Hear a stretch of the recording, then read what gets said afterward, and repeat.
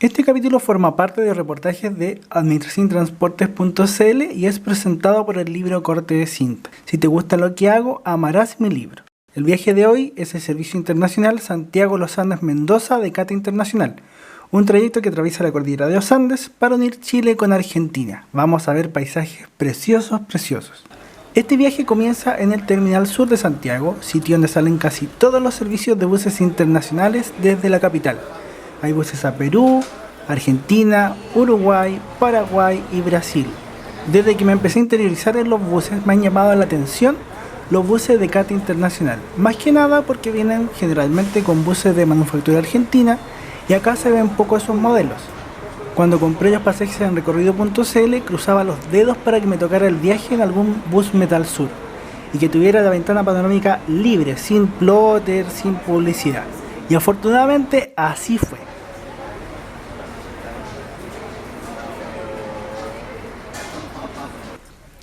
Esto es parte de la ventana panorámica del bus Metal Sur. Estos buses tienen el apodo, dentro de los aficionados, de bus capilla por la apariencia de sus ventanas. En lo personal, lo encontré bastante cómodo, aunque el asiento del pasillo tiene mucho más espacio que el asiento de las ventanas. Algo diferente en las empresas argentinas es que el asistente no carga el equipaje.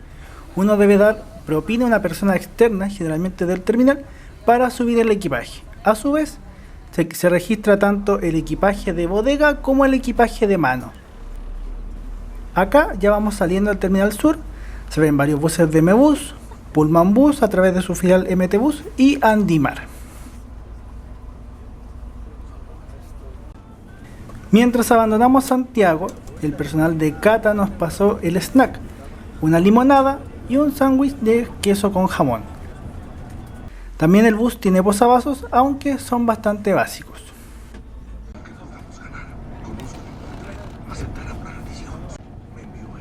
La primera parte la hacemos por la ruta 57 de los Libertadores.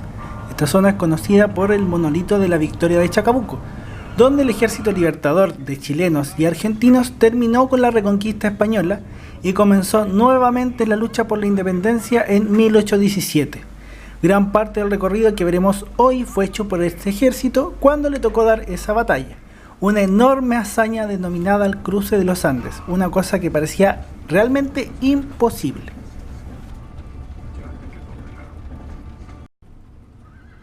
Acá ya estamos pasando por el centro de la ciudad de Calle Larga, parte de la comuna de Los Andes, que es la ciudad principal de acá.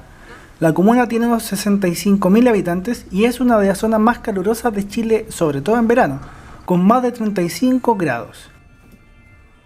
Esto es el terminal de Los Andes.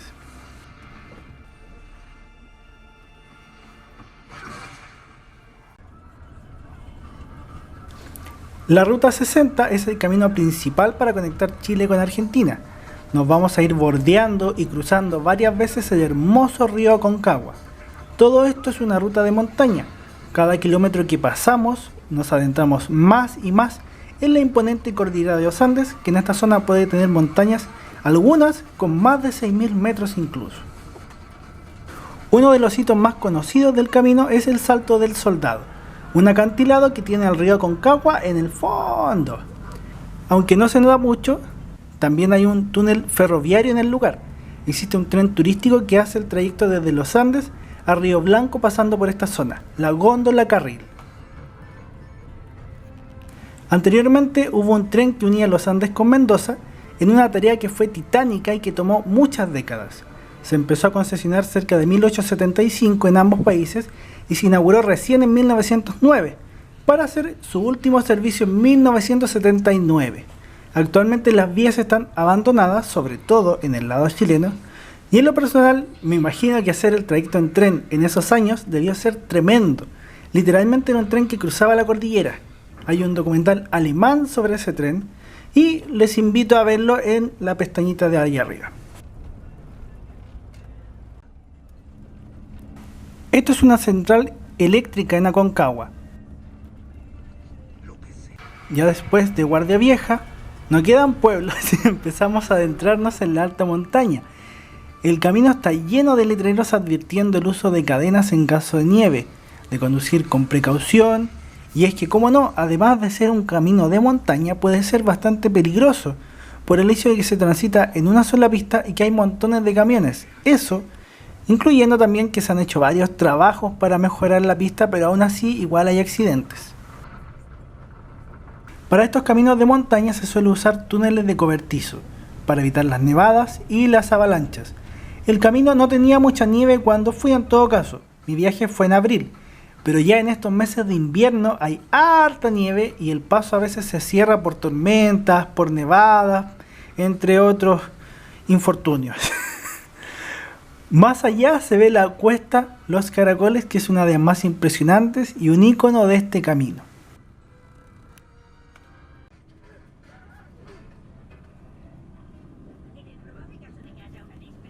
Aquí estamos con la cuesta. Afortunadamente no nos tocó mucho tráfico y camiones ese día, aunque más adelante en el camino sí nos tocó estar detrás de un camión grande. La primera parte son unas 20 curvas, donde partes más o menos en unos 2.275 metros de altitud y en la cima quedas a 2.550 metros.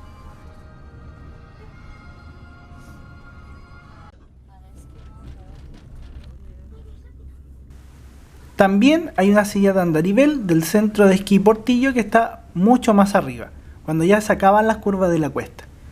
En esta segunda parte son como otras 10 curvas y se llega a los 2.800 metros de altitud.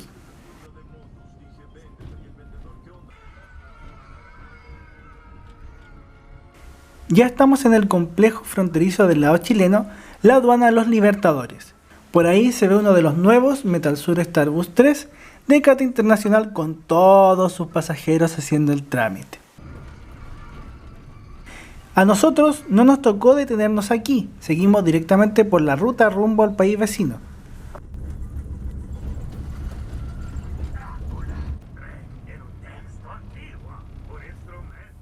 Pese a que se ve sol, no se engañen porque la montaña suele ser bastante fría. Uno cuando hace el trámite tiene que bajar obligadamente abrigado. Hay gente que baja con polera y se resiente. En invierno es común que haya temperaturas bajo cero. De hecho, en un pronóstico cercano para inicios de julio me sale menos 12 como máxima y menos 23 grados Celsius como mínima. A ver si en otra oportunidad puedo hacer este viaje con nieve para mostrarles más. Ahora estamos por entrar al túnel del Cristo Redentor a más de 3.200 metros de altura. El túnel fue inaugurado en 1980 y es paralelo al túnel del tren que ya no se usa. El nombre del túnel viene de la escultura del Cristo Redentor, una escultura hecha por el argentino Mateo Alonso y que está arriba en el cerro, en el límite, conmemorando la paz entre ambos países. Fue inaugurada en 1904. Ya estamos en Argentina, la frontera está en el túnel. Esto ya es la hermana República de Argentina. Algo bueno de viajar en este horario y dirección es que el sol va iluminando todo el camino, no vas a contraluz. Los colores de los cerros son maravillosos. Y si se fijan, el color de la tierra cambia y también se ve algo de vegetación, cosa que no se ve en el lado chileno. Tras pasar las cuevas, en la ruta 7 de Argentina vamos bordeando el río de las Cuevas, que después pasa a llamarse río Mendoza cuando se junta con otro río más. Al lado izquierdo se ven los cobertizos de la antigua vía férrea y el camino, déjenme decirles, es impresionante. Después de unos 15 kilómetros de hermosos caminos cordilleranos, uno llega a la aduana argentina llamada Horcones. Los autos tienen que pasar ambos controles, por lo que tengo entendido. Pero uno que va en bus, al menos en esta ocasión, nos tocó solamente pasar a uno, que fue este. Esta es la cabina de nuestro bus, mientras estamos en Horcones. Afortunadamente no había muchos buses, no había mucha gente, así que el trámite fue lo justo y necesario, bastante expedito. En cuanto a los pasajeros, de lo que recuerdo, la mayoría éramos chilenos y argentinos, habían varios turistas brasileños, mi compañera de asiento era brasileña y también había algunos turistas europeos. Ahí se ve un Songtong Sparkling de O'Higgins Internacional, empresa chilena que también hace el trayecto. Incluso hay unos minibuses, una Mercedes-Benz Sprinter y otros buses parecidos que te llevan también en este tipo de trayectos. Yo no les voy a dar el detalle de cómo son esos trámites porque depende de la nacionalidad de cada uno, pero les invito a ver las distintas páginas de migraciones de sus países y la página del servicio de Argentina, por supuesto. Después de hacer los trámites migratorios y que revisen algunas maletas, uno sube al bus. Yo aquí aproveché de grabar un poco más del interior, aprovechando que fui uno de los primeros en hacer el trámite. Esto es el primer piso del bus, es salón cama de 9 butacas de cuero, muy cómodo, aunque en Argentina a esto le llaman clase ejecutiva. Eso sí, no hay puerta, sino que el salón está separado por una cortina. La cabina de la tripulación también está accesible por una escalera y tiene cortina. El segundo piso, en tanto, no lo recorrí completo, pero tiene 46 asientos semicama de felpa y son muy cómodos. En total, el bus tiene capacidad para 55 pasajeros.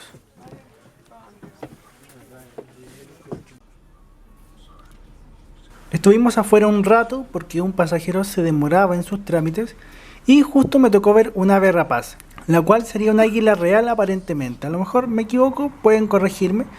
Yo aproveché ese rato para tomarme fotos con el bus y lo pasé muy bien. Me tomé varias fotos y le tomé varias fotos también al águila.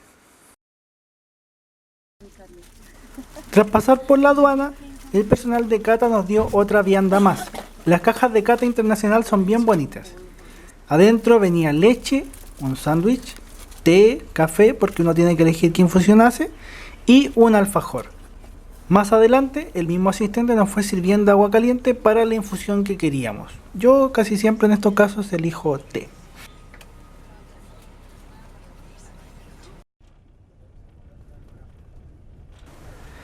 Ahora seguimos el viaje rumbo a Mendoza. La parte argentina del camino también es muy linda e impresionante. Como les decía antes, el camino bordea el río Mendoza, que desde esta zona tiene grandes acantilados, como un cañón, además de ir pasando varias partes, como Punta de Vacas en este caso, donde se ve un bus haciendo servicio de turismo. Desde aquí nos quedan unos 170 kilómetros rumbo a Mendoza, y estamos a unos 2.900 metros de altitud, todavía estamos altos. Mientras avanzábamos, cada vez había menos luz y con el horario de invierno empieza a atardecer más temprano. Ver el atardecer en la cordillera sin duda que es una experiencia muy linda. En las montañas, por el frío y el hielo del invierno, crece muy poca vegetación y las condiciones son muy agrestes, pero se ven unos colores impresionantes.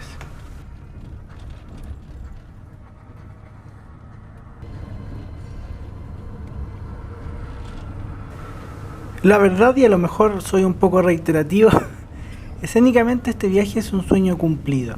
En el continente americano tenemos tantas bellezas naturales, tantos lugares preciosos, tantas cosas que ver y con las que maravillarse. En algún momento de mi vida, además de ser escritor, quería ser profe de historia y geografía y mostrar a mis estudiantes los diferentes colores, los paisajes y las cosas que conforman nuestro mundo. Si bien ese deseo nunca cambió, la vida me llevó por otros caminos distintos. Ahora tengo mis libros y tengo una audiencia de grandes y chicos con el sitio web, con este canal, además de otros proyectos. He tenido la suerte, la bendición de estar en muchas partes, de hacer muchos viajes. La verdad nunca en mi vida me imaginé que sería así. Tampoco me imaginé que tendría en mis manos el libro corte de cinta y que lo leería tanta gente. Nunca me imaginé que iba a tener ese sitio web que tengo, ni tampoco los proyectos en los que trabajo. De verdad, sabiendo y siendo bien imperfecto, le agradezco a Dios por todas las cosas. Ya el hecho de vivir es un privilegio, ver a nuestros seres queridos también lo es, y esto de viajar y de ver todos estos paisajes ya es la gloria, es un regalo, que espero compartir siempre con ustedes y que lo sigan disfrutando. A ver si pronto después sale un segundo o un tercer libro. Tengo varias ideas y cosas para escribir. Ahora estoy haciendo el libro de una abuelita, me lo encargaron sus nietos. Y de verdad es todo un placer poder trabajar y hacer lo que a uno le gusta. Esta ruta es impresionante, verla en un bus de 2 pisos es un deleite supremo. Espero que la estén disfrutando mucho porque nos tocó un lindo día de viaje, no podía ser mejor. Decirles que sigan sus sueños. Yo siempre a los niños que compran el libro les escribo que los sueños están para cumplirse. No es con una varita mágica, es con trabajo, con esfuerzo, pero las cosas se logran.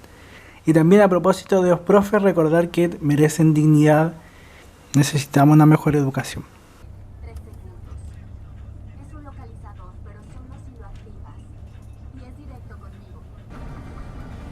Ahí ya fue cayendo la noche, cada vez se iba tornando más oscuro. Viajar en bus tiene esta magia de los paisajes, de maravillarse con estos detalles, con el paso del tiempo. Quizás es más lento, pero escénicamente tiene cosas muy lindas. Espero que hayan disfrutado mucho de este capítulo de Ando en Bus. Ya estamos llegando a la ciudad de Mendoza, urbe de unos 115.000 habitantes. Del viaje puedo destacar que la conducción fue excelente, muy segura, siempre a la defensiva.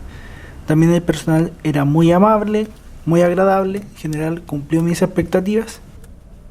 Me alegro mucho de que me haya tocado hacer un viaje así, a ver si más adelante les puedo mostrar algo de Mendoza mismo, porque tengo harto material pendiente por mostrar de Mendoza y de otras ciudades más y de otros viajes. Recuerden que pueden apoyar mis trabajos y viajes comprando el libro Corte de Cinta, de seguro que lo disfrutarán muchísimo. Obviamente si les gustó este video pueden suscribirse, comentar y compartir. Muchas gracias por su sintonía y les dejo con el bus en el terminal de ómnibus de Mendoza, que es uno de los terminales más grandes y bonitos que yo he visto en mi vida. Que estén muy bien, bendiciones para todos, chau.